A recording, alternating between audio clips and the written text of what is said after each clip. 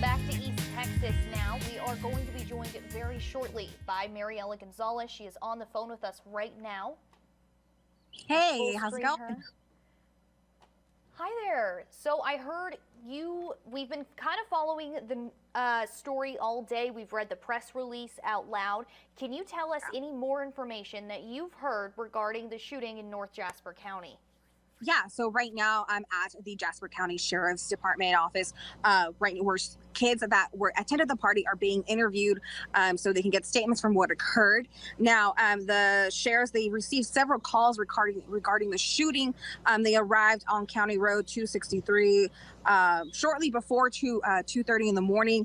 Now, there were 9 victims that were injured. They did say to us that they are the gunshot injuries, but there's no life-threatening injuries right now. The victim ages are from age 15 to 19. These are various students, either from Jasper High School or Newton High School. So the big group of people, roughly 100 kids that were at the party. There were adults there as well. They did not state if there was alcohol involved or not. Investigation is still ongoing from what they told us. There's no motive that's been determined yet. No one's in custody. Now, there was another shooting in the city that occurred after the party, after they received the calls for the party. So they believe that they found a vehicle, DPS located a vehicle this morning close on, on Highway 190 east of the county lines, that they believe is probably involved in the shooting, because that same car was seen at the shooting in the city and also at the party. Like that, there were multiple suspects. They've been interviewed and everything like that, but no ages have been determined as of right now, and investigation is still ongoing. So that's stuff that we know right now. Luckily, again, there was no life-threatening injuries to these kids, but we'll find out more. So do we know as of right now if this was just a random house party or if the parents were involved in planning it? Was there adult supervision there? Do we know anything about that yet?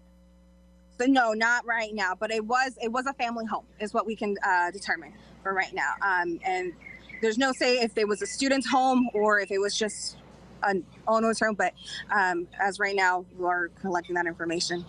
And you said about 100 kids so far, ages 15 to 19, were yeah, at the party. So that's quite a large crowd. I believe the sheriff Newton was saying today they did a last-minute press conference with us. The thing was probably what they believe happened is that word got out, kids are texting and like that. So it might have been started as a small party, but as the word was getting out, more people were arriving that probably maybe not even students from the high school. So there's the possibility that it was an unwanted, uninvited guest coming in. Possibly. Do they know if there was a fight that broke out? I mean, we've seen similar stories from other states that a fight broke out and that's what led to the gunshots going out.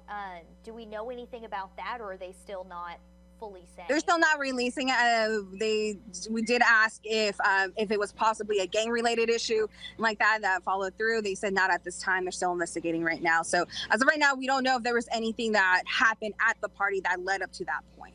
But once again, I just want to reiterate, non-life-threatening injuries for all 9 of the victims, correct? Correct. And only 1 victim was sent to a Belmont hospital. Okay. I mean, that is just the little shimmer of hope in this whole story. 9 kids, essentially. I mean, they're all children sent with non-life-threatening injuries, but non-life-threatening is always the hopefulness. Well, is there anything else that you can tell us, Mariela? No, that is it. I'm hoping we can get more. I'll be working closely with their PIO, so we'll be getting more information to see what they've collected so far by the end of the day. Alrighty, perfect. Well, thank you so much. I really appreciate it, and keep us updated. Yes, will do. Bye. Once again, that was our reporter out in the field, Mariela Gonzales, working in North Jasper County today. She is still trying to find out as much information as possible when it comes to the North Jasper shooting that happened. Like she said, there were adults in the house, but we're not totally sure as of right now if there were parents in the at the house. that were kind of supervising this party. She says that it may have been in a situation where it started very small, but word spread, whether it be Snapchat or social media, texting, calling, the word got out that this party was happening. And she said that potentially some unwanted guests and people from neighboring towns could have flocked to this house, and that's how this situation could have potentially started, according to Mariela and the PIO. They still are not sure. As she said, they are investigating multiple suspects right now. They're speaking to potential persons of interest. They're talking to all the students that were there at that party. Age ranges for those 9 non-life-threatening injured victims age range is 15 to 19 is what she said so far. So pretty young, and does make sense considering that what it was reported as is an after-prom party. So an after party, they probably had prom at the high school and then went to a party at someone's parents' house. Could have been the situation there, but we're not totally sure in this moment. That was all the information that we have. We will, of course, keep you updated with this story nonstop. Even after we go off air at 4 o'clock, we still have Brittany over here. She is on our web, kicking butt over there, man. She is doing the thing. She will also keep you updated, so make sure you're checking that website in case she finds out anything. It'll get posted pretty quickly. Same for the rest of our amazing web staff, as well as our 10 o'clock newscast tonight. Make sure you're just keeping your eyes and ears open so we can update you when we find out any more information that we can have. Goodness, it's a heavy story, guys. It really is. But the messed up part, it's kind of hurting. It's kind of less hard-hitting every time you report on one of these stories. It's getting a little piece of your heart is getting duller and duller and duller every time you have to report on kids being shot. You just get a little